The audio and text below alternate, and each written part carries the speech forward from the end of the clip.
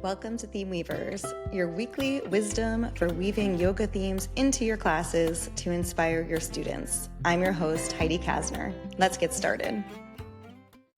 Welcome to Season 4 of the Theme Weavers podcast. Thank you so much for your patience these past few months, as I had to take a break in recording to get my life in order so I could show up fully for our weekly episodes. It was quite a bit of time that I needed, so thank you so much for your patience. Last season was all about mythology and how different myths could be used as themes and teachings in our yoga classes. Seasons 1 and 2 before that focused more on the Yoga Sutras and the chakra system. And in all 3 seasons, I tried to intersperse guest interviews to help us all stay inspired with how different teachers around the world theme their classes. I've been going back and forth with how I wanted to show up for you all in season 4. Usually I have a super easy time making decisions and sticking with them. At least I think I do. But it's been a struggle for some reason for season 4. What I'm leaning toward doing is weekly freeform episodes where I take you through an experience of a class that I taught that same week. So that way I could share the theme and inspiration with you all, how I wove it through the class, and how I wrapped it all up. I'll probably offer a little bit more of an expanded Dharma talk when I share the theme and make it longer form. And knowing me, I'll get distracted throughout the process as well, since that's what I tend to do. But that's what makes me me and who you've come to know and get used to. So for today's first episode of the season, I wanted to start by thanking you all. The outreach since episode 83, which was the last one of season 3, where I shared the story of my son needing emergency open heart surgery again this past August and all that came from that, while still needing to show up for your students, was pretty powerful. That episode aired August 28th, and it's now a little bit into November, and people are still reaching out to me that they just listened and wanted to share their feelings having listened to it. I think the extra cool part for me was that it wasn't just yoga teachers or people in the yoga community that listened and related to what Craig and I were talking about. I had school teachers, people in the medical field, people in all walks of life reaching out and letting me know how they were inspired and how they felt seen about the real challenge of showing up in life when you're really struggling and living through a painful situation. I think that's part of what inspired me to want to show up in a different way this season for you all. Still a yoga podcast, obviously, and helping yoga teachers weave themes throughout their classes, but also just showing up as a yoga teacher as if you were all wanting to be inspired. I like that my students that don't teach yoga are listening as well and taking lessons in ways that they haven't had the opportunity to when they're in class, especially with me when I might not have as long to share the themes, or hearing the same Dharma talk that they heard in class, but through a fresh set of ears. I want this season to, yes, still be for yoga teachers, but for anyone that wants to experience a deeper or different connection to yoga off of our mats. So before I go there, let me fill you in on how life has been since August 28th. It's been a journey, as always. First, I'm so happy and grateful to say that my son is doing really, really well. He's back at school in 7th grade full-time finally. He's back up in weight to where he should be, running every day on the treadmill, kicking the soccer ball outside and inside. Really just incredibly resilient and such an inspiration. He still has lots of medical appointments, and we all have a lot of questions that still don't have answers, but he has adjusted so much better than I could ever have anticipated.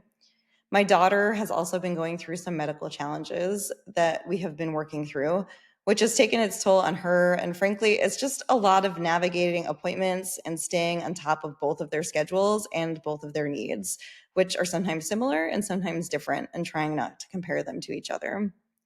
The yoga barn, which is where I am now, it's a different background, has been open now going on its 3rd month, and it has gone way better than I ever could have anticipated.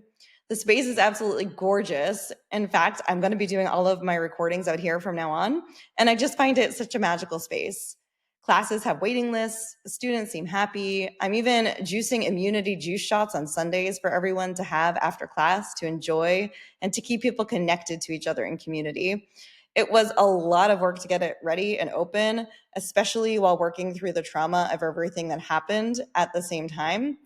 But the efforts have paid off, and all of the experience I had leading up to this point truly helped. At first, I struggled with time management and not working all the time, and also with feeling like I felt like I should have felt a certain emotion at the beginning and not feeling it at all. So, for example, I thought I would have teared up the first class after working so hard for this my whole career and making a dream a reality, but it kind of felt like another day doing what I love and nothing any different. I don't know if it's because of the trauma that was happening at the same time that I disconnected myself from feeling, or if I just was living in this space of equilibrium where my feelings were just very balanced. I don't know. And I guess it doesn't really matter, maybe, but it is what happened. And that's something that I really noticed and was surprised by. Then there is my house. Let me tell you about the stress. And this is actually going to lead me into the class that I taught today that I wanted to share with you about as today's theme that I'm going to share. Okay, so when we bought our house, maybe 9.5 years ago, almost 10, we got a great deal on a house from the 1800s and pretty much redid the entire interior. The guy that we hired clearly didn't know how to make tile showers, even though he told us he did. And from day one, we had a leaking issue. After having him come back a gazillion times to essentially say silicone was the answer, and he siliconed spots upon spots and blamed other people, we decided it was good enough and we were going to move on and just live with it. So, flash forward to about a year or so ago, we started noticing a smell to the bathroom and started cleaning it more intensely. Like even on the ceilings, there was like little tiny mold spots, but not too bad. Then we started noticing paint start to bubble and chip, and the wooden baseboard started to get pretty messed up looking.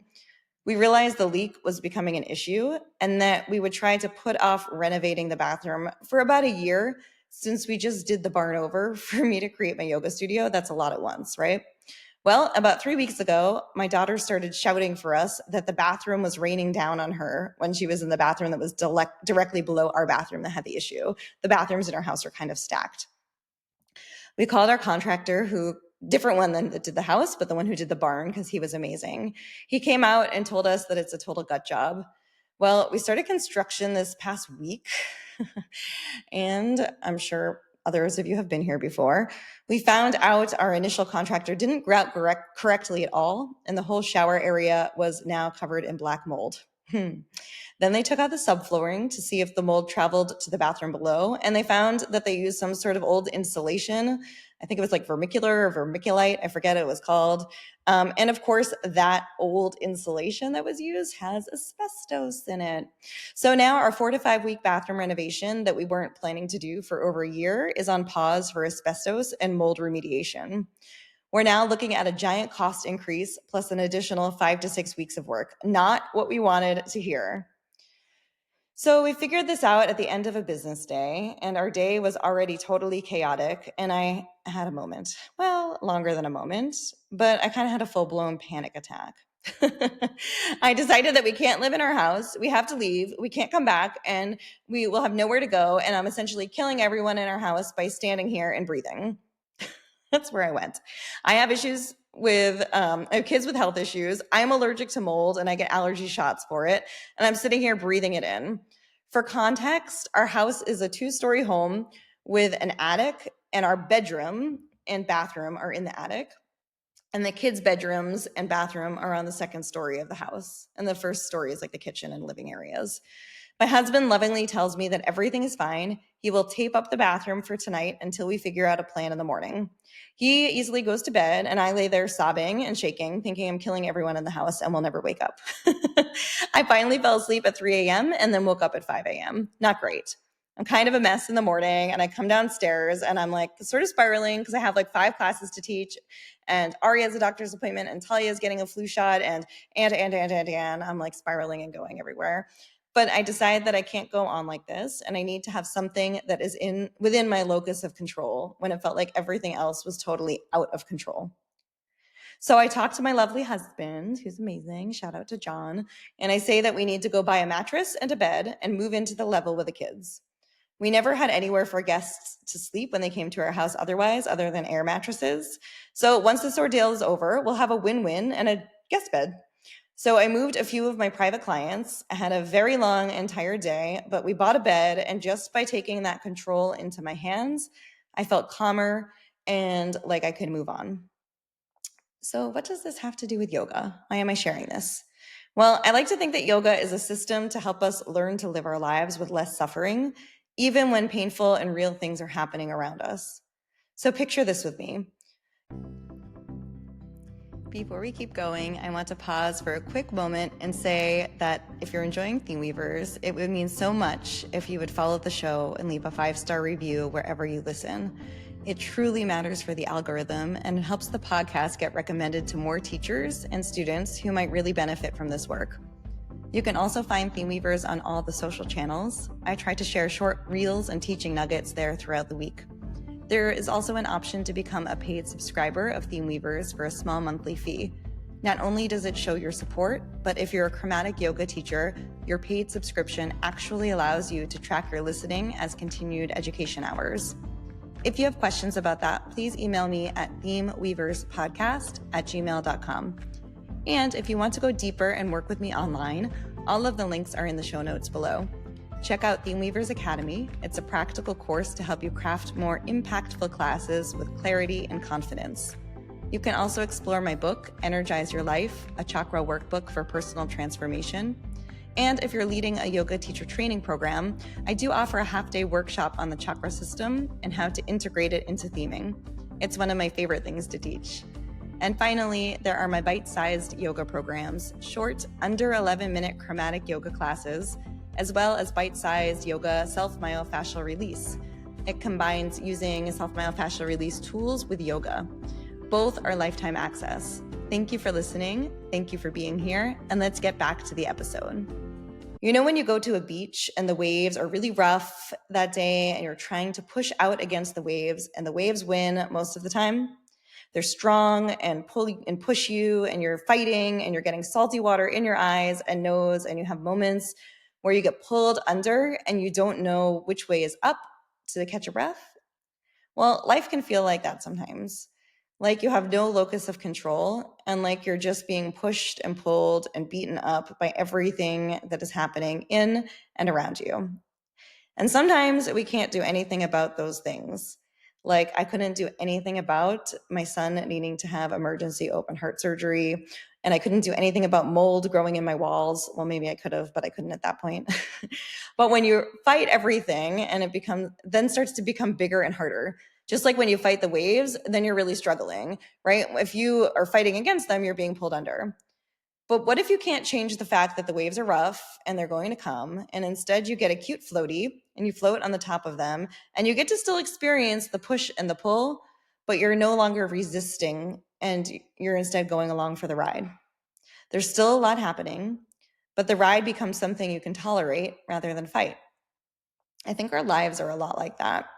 We can fight all the hard things that come our way, or we can recognize that they're hard and find something that you can control that makes it all a little easier and a little bit more tolerable.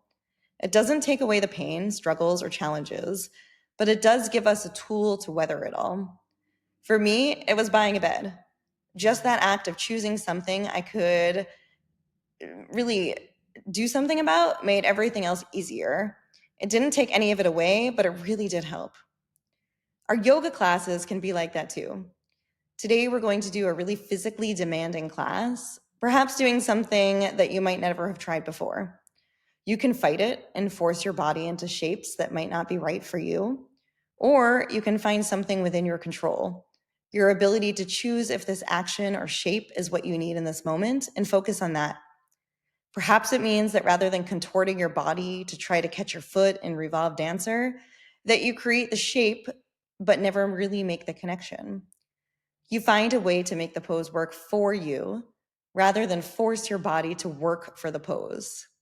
It doesn't change the circumstance that I'm offering you a posture that's hard, but it changes the way you respond to that experience.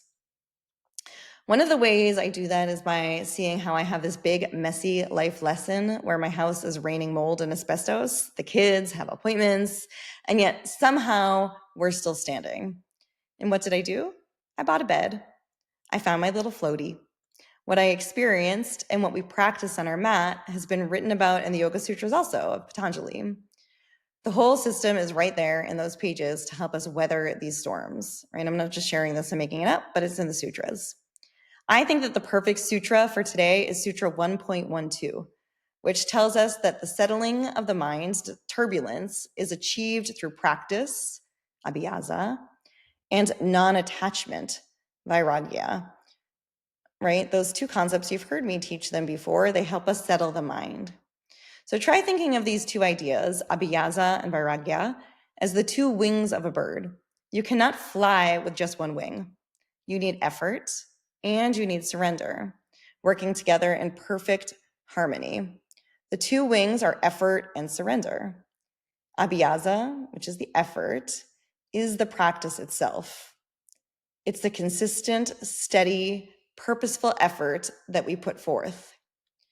This is your commitment to showing up.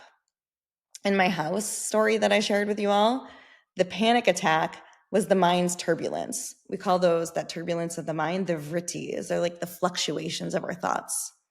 The abhyasa was the moment I said, I need to take back control. It was the action, the effort to call my husband or just walk downstairs and talk to him and tell him that we need to go buy the bed. I didn't know what he would say, but I knew that we needed to buy the bed. That was the effort. That decision, that one focused positive thing I could do, broke the cycle of chaos, right? It broke the vrittis. It was the moment I decided to swim toward a specific positive goal instead of just flailing around in fear. On your mat, abhyasa is the focused attention, let's say in your warrior two. It's the determined breath as you hold that challenging pose. It's the effort to make that choice to find a way to practice every pose in a way that serves you. Vairagya, the non-attachment, is the surrender. It's the dispassion, the release of clinging to outcomes. This is where we stop fighting the wave. My vairagya was the understanding that no amount of crying at 3 a.m. was going to stop the mold or make the asbestos disappear. I so wish that it could. That would be so amazing. Could you imagine if you just calm down, everything bad would go away? That'd be so amazing. I'd be a magician. But it was the release of attachment to the idea of a perfect, easy life, or even my attachment to feeling a certain way when the barn opened, right? All of those experiences. I couldn't change the circumstance. I could only change my relationship to it, the non-attachment to the way that I think it should be. On the mat, vairagya is when you're in that deep hip opener and you decide to soften your face and let the breath move through the discomfort instead of bracing or clenching up against it and wishing the teacher, that's me, would cue the next pose. It's the moment you say to yourself, this is hard, and I am okay with this being hard right now. That sweet spot where you apply the focused effort of abhyasa, like putting your hands exactly where they belong in downward dog, at least belong today, and simultaneously employing the release of vairagya, letting go of the need for your heels to touch the floor in that same down dog. That's where the turbulence of the mind, the vrittis, start to settle down. Everything begins to calm down when you balance out both. When the waves are rough, we stop fighting the water. That's vairagya. Instead, we apply a specific steady effort, abhyasa, like floating or kicking toward the shore, or in my case, buying a silly bed. Right? It's just a bed, but that was the abhyasa. You don't take the challenge away, but you find a way to enjoy the ride and bring a little peace to your nervous system, right? I might not enjoy everything that's going on, but I had some peace and some calm, and it shifted how I felt. So let's carry this balance into our practice today. Abhyasa and vairagya. Notice those moments that the waves feel too intense and find a tool within your control to enjoy the ride rather than fight against the challenges. This is an expanded version of my Dharma talk that I offer to my students today in class, and I wanted to share it with you all. As I've talked about in the last 3 seasons, giving a teaching without carrying it throughout the whole entire class and bringing us back to it at the end just doesn't feel complete, right? You've been to classes where the teacher just gives a random little quote and they never come back to it or whatnot. It's not complete. So how do we take this teaching and sprinkle it like breadcrumbs throughout the entire class to keep our students and ourselves connected to the theme that we chose to give the class context throughout? We find a phrase in chromatic yoga, we call that a thematic through-line phrase that we like. We find that phrase that we like, and we say it repeatedly during certain poses that are held longer and that relate us back to the teachings. For this class that I just gave you the Dharma talk of, I kept telling my students to recognize the moments where the challenge of the pose, the demand of the pose, was feeling like too much. What can they do in that moment to feel a surrender to the challenge while still putting in intentional effort to what they can control? I like to pose a question to them so that way they can self-reflect a little more. Or if I want to keep it short, instead of that longer little 2-sentence thing I just said to you, I said something like, what can you use to ride the wave of this challenge? Or even I said to them something like, where can you find your floaty so that way you can surrender?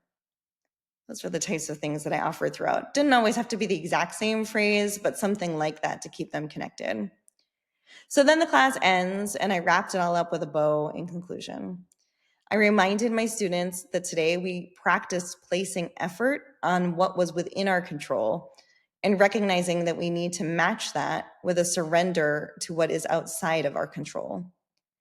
This practice doesn't end here, though. It was just an hour of practice. So that way, when you roll up your mat in a few moments, you have a tool to take with you. Those moments when our life or the world around us just feels too much to handle and like we're losing control, right? When those moments where we feel like we're losing our control, we have the ability to place effort on what we can control and find a way to surrender to the waves of what is out of our control. We can't take away our own suffering. God, I wish that we could. But we can pick out some affordable and adorable floaty to make the ride a bit more peaceful and a little bit less turbulent. So that's it. That was today's episode. That's the Dharma talk I offered, how I carried it throughout class, and how I wrapped it all up with a bow at the end. I'm really excited to be back exploring the real side of theming classes this season. I really don't have an agenda other than to authentically and vulnerably show up each week with each of you, so that way I can share what I'm finding inspiring and bring it all to you to help you feel inspired as humans and possibly to help you feel inspired as teachers. It's going to be real. Maybe I'll repeat myself sometimes. That's okay. I'm giving you a piece of what it's like to live my life as a teacher and how I choose to inspire my students in my classes. If you're so willing, please take a few moments to comment on the episode wherever you're listening or to reach out with any questions or feedback. It's really fun for me when I know that someone's on the other side. I'm going to do my best to show up each week authentically as me, messy, in the yoga studio. Hopefully the sound is okay. I love this space. My yoga barn is like, it really is my dream. And I'm excited to be back with you all. So I'll see you next week. Thank you so much for joining me. I'll see you next week with a new theme and inspiration to bring to your yoga practice and your teaching. See you next time.